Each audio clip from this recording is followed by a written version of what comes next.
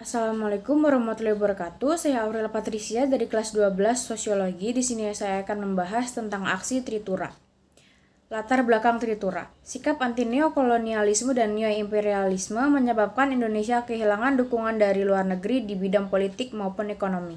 Inflasi per tahun mencapai 600% lebih pada tahun 1966. Bahkan, Presiden Soekarno harus menunjuk seorang Menteri Penurunan Harga, Hadli Hasibuan, meskipun tidak berhasil melakukan tugasnya. Puncaknya pada 1965 ketika gerakan 30 September atau G30S meletus, Partai Komunis Indonesia atau PKI yang dekat dengan Soekarno dituduh bertanggung jawab atas pembunuhan 7 jenderal TNI. Situasi politik makin kacau, sentimen anti PKI dan anti Soekarno berkembang.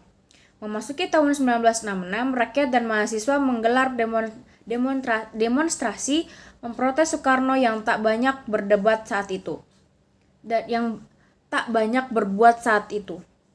Isi dari Tritura: KAMI atau Kami, Kesatuan Aksi Mahasiswa Indonesia, KAPPI, Kesatuan Aksi Pemuda Pelajar Indonesia, dan kesatuan-kesatuan aksi lainnya seperti KABI, KASI, KAWI, KAGI yang tergabung dalam Front Pancasila berunjuk rasa di halaman gedung DPR GR pada tanggal 12 Januari 1966. Mereka menuntut 3 hal yang dikenal dengan Tritura. Isi Tritura yakni 1. Pembubaran Partai Komunis Indonesia atau PKI. 2. Pembersihan Kabinet Dwikora dari unsur-unsur yang terlibat G30S. Yang ketiga, penurunan harga. Soekarno tak memenuhi tuntutan aksi ini. Ia dan para menterinya menganggap aksi ini hanya berusaha membelokkan jalannya revolusi ke kanan. Maka unjuk rasa terus terjadi dan meletus. Kabinet Dwikora, kabinet ke-21 dilantik Soekarno dan berisi 100 menteri.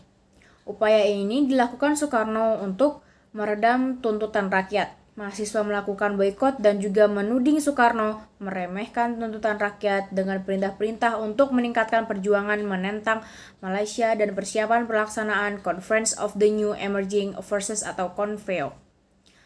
Akhirnya, pada keesokan harinya mahasiswa Bandung mengeluarkan Ikrar Keadilan dan Kebenaran yang memprotes pembubaran Kami.